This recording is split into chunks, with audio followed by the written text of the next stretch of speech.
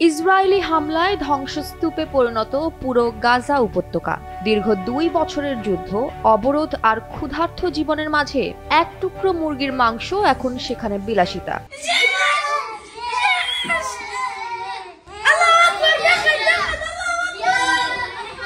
মাসের পর মাস খাদ্য সংকটে ভুগেছে লাখো মানুষ। বোমা হামলায় বন্ধ হয়ে গেছে সরবরাহ পথ, এমনকি মানবিক সহায়তাও ঢুকতে দেওয়া হয়নি গাজায়।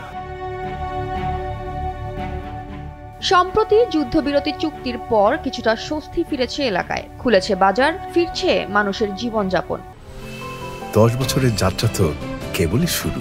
একসাথে গ্রো করার এই জার্নি চলুক আগামীতেও। পাঠাও 10 years of growing with you। ঠিক এমন এক সময়ে সামাজিক যোগাযোগ মাধ্যমে ভাইরাল হয়েছে একটি ভিডিও, যেখানে দেখা যায় এক ফিলিস্তিনি বাবা 1 বছর পর সন্তানদের জন্য নিয়ে এসেছেন মুরগির মাংস। সেই মাংস দেখে এক শিশু আনন্দে সেজদায় লুটিয়ে পড়ে। আস্ত মুরগির মাংস হাতে আনন্দ উল্লাসের মাঝেও চোখে পানি আসে বাকিদেরও। ভিডিওটিতে শিশুরা চিৎকার করে বলতে থাকে, আল্লাহ মহান, এটা কি সত্যিই মুরগি? দীর্ঘদিনের ক্ষুধা আর আতঙ্কের মাঝে এই দৃশ্য যেন ছুঁয়ে গেছে লাখো হৃদয়কে।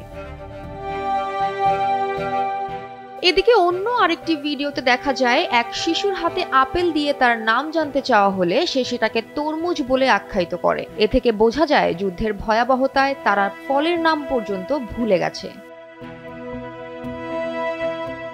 জাতিসংঘের তথ্য অনুযায়ী গাজায় খাদ্য ও ওষুধের সংকটে শিশুদের মৃত্যুহার কয়েক গুণ বেড়ে গেছে। অপুষ্টি, ক্ষুধা আর মানসিক আঘাতে ভুগছে হাজার হাজার ফিলিস্তিনি শিশু। তবে এই একটি ভিডিও যেন পুরো বিশ্বের সামনে তুলে ধরেছে যুদ্ধবিধ্বস্ত শিশুদের কঠিন বাস্তবতাকে, যেখানে এক টুকরো মাংসই এখন তাদের কাছে হয়ে উঠেছে বেঁচে থাকার উদযাপন।